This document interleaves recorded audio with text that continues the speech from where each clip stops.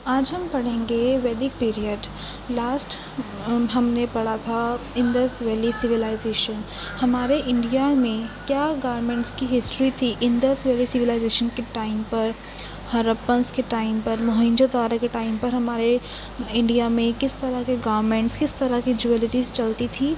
आज हम वैदिक पीरियड के बारे में पढ़ेंगे कि जब वैदिक पीरियड हमारी इंडिया में चल रहा था उस टाइम पर हमारे किस तरह के गारमेंट्स और किस तरह की ज्वेलरीज़ लोग पहनना पसंद करते थे, या किस तरह से वो अपने गारमेंट्स को क्रिएट करते थे, किस तरह के गारमेंट्स वो ड्रेप करते थे। हम वैदिक पीरियड में वो पढ़ेंगे।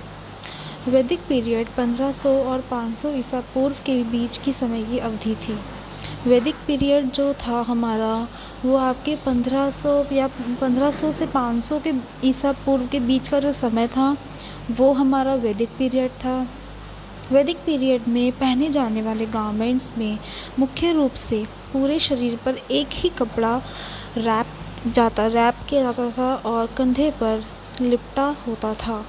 वैदिक पीरियड में एक ही गारमेंट को वो अपने पूरे शरीर पर रैप कर लेते थे और उसी को कंधे पर लपेट लेते थे, उसी को अपने शरीर पर रैप कर लेते थे, लपेट लेते थे।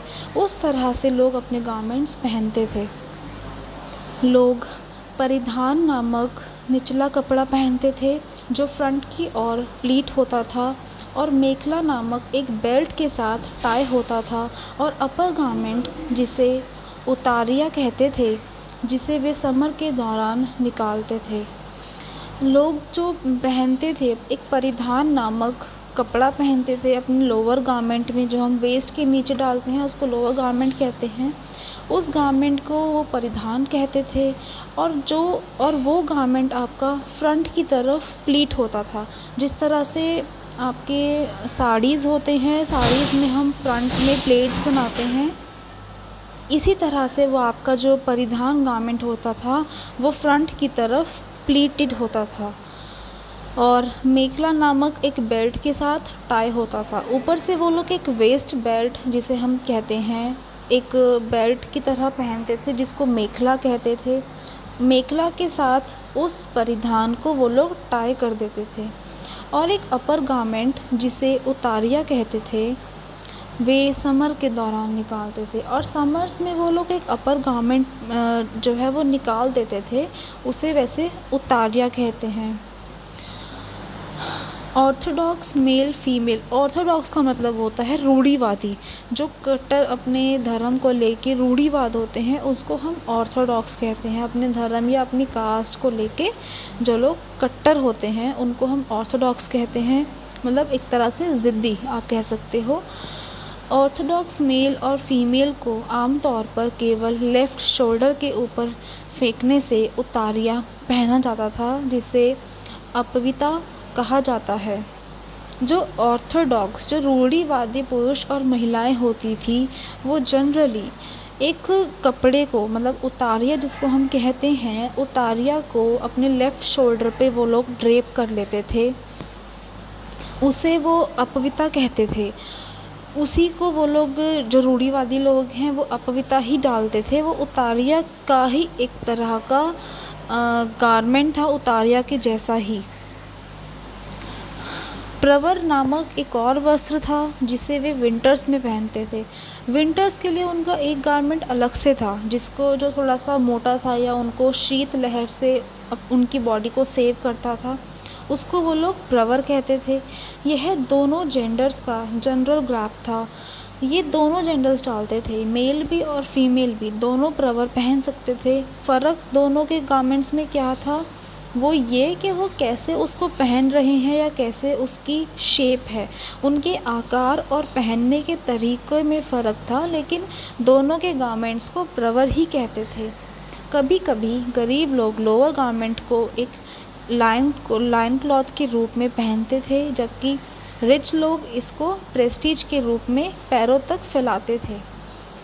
जो लोअर गारमेंट जिसको हम परिधान कह रहे हैं, वो लोअर गारमेंट जो पुअर पीपल होते थे वो अपने, मतलब आप लायन क्लॉथ जो होते हैं वो लायन क्लॉथ की तरह उसको पहनते थे, जबकि जो रिच लोग होते थे, जो बड़े होते थे, पैसे में, मतलब जो रिच लोग हम जिसे कहते हैं, वो लोग पैरों तक उस गारमेंट को पहनते थे जिसको वो लोग अपनी प्रतिष्ठा दिखाने के लिए करते थे।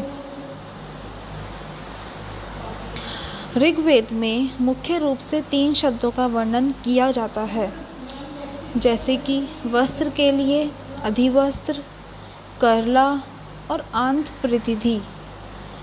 ये 3 वर्ड्स ऋग्वेद में यूज़ किए गए हैं कपड़ों के, और जो बाहरी आवरण यानी घूंघट जो होता है, एक हेड ऑर्नामेंट या हेड ड्रेस की और महिला की पोशाक के हिस्से को समान रूप से दर्शाता है। ऋग्वेद में जो ये अधिवस्त्र हैं, करला है और आंध्र प्रतिथि हैं, ये 3 वर्ड्स हैं। एक वो लोग आउटर गारमेंट जिसे हम कहते हैं, घूंघट वो लोग पहनते थे, एक अपना हेड ऑर्नामेंट मतलब सर पे जो पहनते हैं या जिसको हम हेड ड्रेस कह सकते हैं। इस चीज़ से जो फीमेल्स होते हैं उनकी जो गारमेंट्स हैं उसको हम एक समान रूप से देख सकते हैं कि उनके हेड ड्रेस और या फिर उनके हेड ऑर्नामेंट्स क्या हैं। जो वेल, जो घूंघट हैं, घूंघट को हम वेल कहते हैं, ये उनकी फीमेल गारमेंट्स की एक पहचान को दर्शाता है। निस्का, रुक्मा जैसे ऑर्नामेंट्स के कई प्रमाण मिलते हैं। निस्का और रुक्मा आपके ऑर्नामेंट के नाम हैं, इसके कई प्रूफ मिलते हैं उस ऋग्वेद में, जिन्हें ईयर और नेक में पहना जाता था। उसको, निस्का को या फिर रुक्मा को वो लोग कान में या गले में पहनते थे। हार में गोल्ड बीड्स, एक सोने के मोतियों जैसे कुछ आप लोगों ने देखा भी होगा, मार्केट में मिलते हैं, उस तरह की गोल्ड बीड्स का वो लोग अपने ज्वेलरी में बहुत यूज़ करते थे, जो बताते हैं कि गोल्ड का उपयोग मुख्य रूप से ज्वेलरी में किया जाता था। जो गोल्ड के बीड्स वो लोग अपनी ज्वेलरी में यूज़ करते थे, ये इस बात का प्रूफ है कि वो लोग अपनी ज्वेलरी में गोल्ड का यूज़ करते थे। रजत हिरण्य यानी कि सफ़ेद सोना, जिसे सिल्वर भी हम लोग कह सकते हैं, उतना उपयोग में नहीं था क्योंकि ऋग्वेद में चांदी का कोई प्रमाण नहीं मिलता है।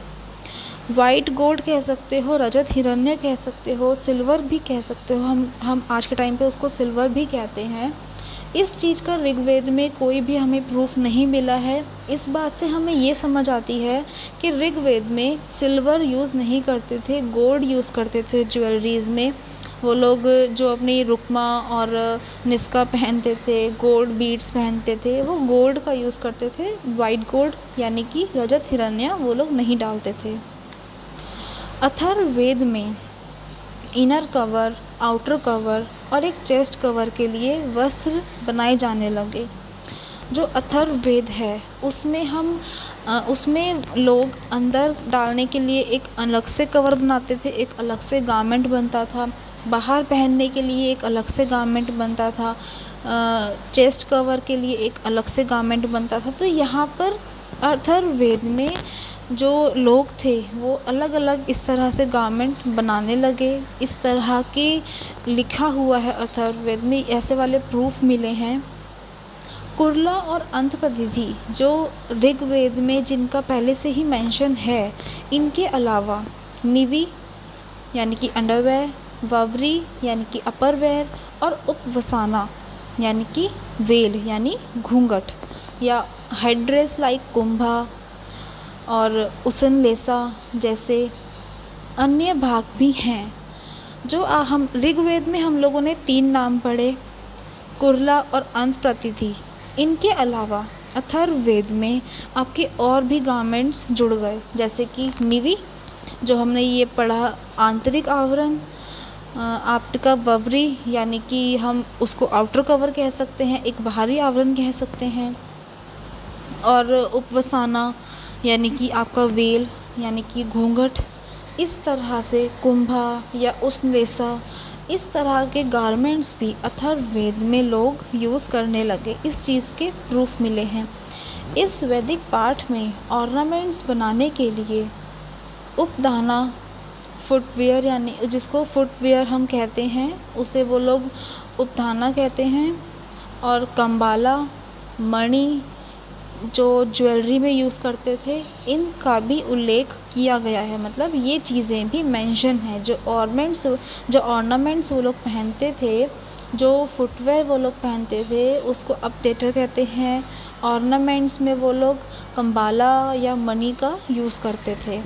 नीचे आपका जो गारमेंट दिखाया गया है, जो पिक्चर है, इस पिक्चर में लेडी ने अंडरवेयर एक मतलब लोअर गारमेंट अलग से पहना हुआ है, अपर गारमेंट अलग से पहना हुआ है, और साथ में दूसरी लेडी ने वेल भी यानी घूंघट भी डाला हुआ है।